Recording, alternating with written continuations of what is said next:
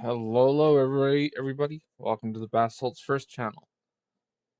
On today's episode, we're talking about player highlights in sniping. Plus, I might tack on a little bit about an organizer who is now stopping their league at the end here.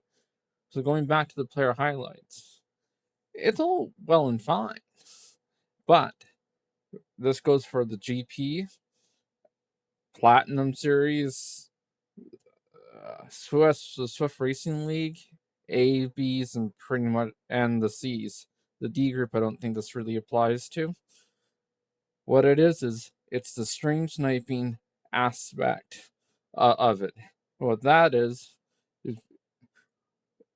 the top 5% of players. Everybody is going to be following them now on Zwift. Like you might be like someone who has like 100 followers, you're going to wake up with 1,000 the next day if people know that you're the rider to watch. That's a problem. So I would like Zwift to implement a tool for us that we can have followers disabled for highlights. So even if they're following us, it's going to be disabled for them, and for the ability to disable friends as well, having them as two options, not as just one option, would be lovely. Because right now what we're going to have is people literally stream sniping you with having a highlight. That needs to be stopped and be implemented so there is no stream sniping, because it's stream sniping in real time. So I would think that somebody like Swift Racing League would really be, the WTRL should be pushing for this as well. Like, this is going to could cause lots of chaos in the races, and just it's not really right. So ability to lock off the stream sniping would be great. Player highlighting, like, it's good when you're in a group race here where everybody's in the same jersey. It's fine having it here for yourself, the player highlights, but I don't want to have the whole peloton watching me the whole entire race going, okay, if he does something, I'm gonna every time I do something, someone's going to be marking it a hell of a lot quicker, which is not very good. So having the ability to take stream sniping off would be wonderful. I don't want to have to go through my profile and literally delete all the followers off there, because to me that's not right. That I have to be like, okay, if this guy wants to see me going down, I'm going into a race, that's fine. But I don't want to have to go in there and just delete everybody, so there's no one. I'm not following anybody, because that's what's going to happen. I'm going to have to take everybody off my followers list on Zwift. Like, that's where this level is at. And I've asked Swift HQ before making this video about, hey, are you guys going to deal with it? It hasn't got any traction yet, which is kind of odd, but I don't know how many people in the Swift community realize what sniping is. So they're going to find out. So I really, hopefully, that can get dealt with as soon as possible.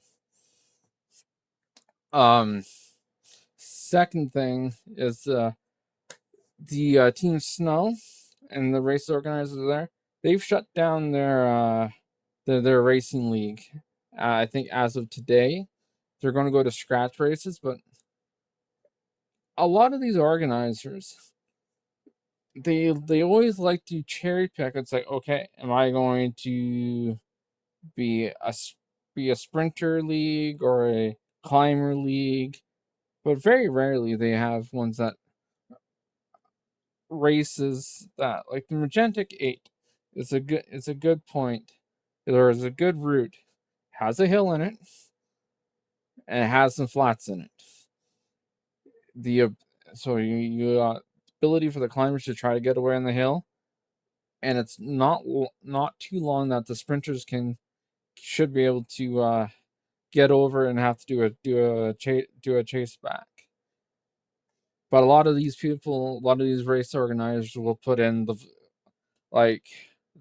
out and back route. There's a time slot that, for me, that works really good at 7:30 in the morning for me, or is it 6:30 in the morning? I'm not either time that works really good for me.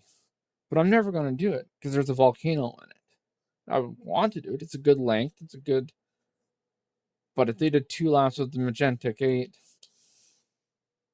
I would gladly ride that over doing the out and back, because it's like there's enough for the sprinters and there's enough for the climbers. Climbers can get the riders, can get the sprinters disconnected on the climb, but there's always that hope of the sprinters can come back. So when there's racing, organizers have to choose their races very, very wisely. Because if you don't choose your race routes wisely, you're going to either alienate all the sprinters or alienate all the climbers. Which, if you start taking either side of those people, you got 20% on each side, you're not left with a whole lot of people in the middle. Because you want to have, okay, don't throw the Flago flats in any race. It's like, even I as a sprinter, it's like, damn, this thing's boring. Throw a little bit of hills in there, but don't throw anything massive. But throw enough in there that it can cause some chaos, but not enough that I won't even show up. That's the routes that have to be, like the rolling highlands. There's climbing in there. There's sprinting in there. It's a good mix. But Zwift has already done it so many times that route is actually hard for me to want to do. But it's interesting, which organizers have to realize that they're walking a fine line between races. The Park Perimeter Loop, that's a great course. There's enough hills that it's hard for me to get over, but there's enough recovery time that I should manage, that I should be able to be competitive at the end of that route. That's one of my favorite, and the Gotham Grind. Both those routes are really good, but I don't see them very often. The Kiss Race does them often, but it's just outside of my times of day that I ride. All right, here's a sprint coming up. I've chatted enough. Pause it right now. Tell me what position how many positions I gained from the back of this group. All right. See you guys. Bye bye.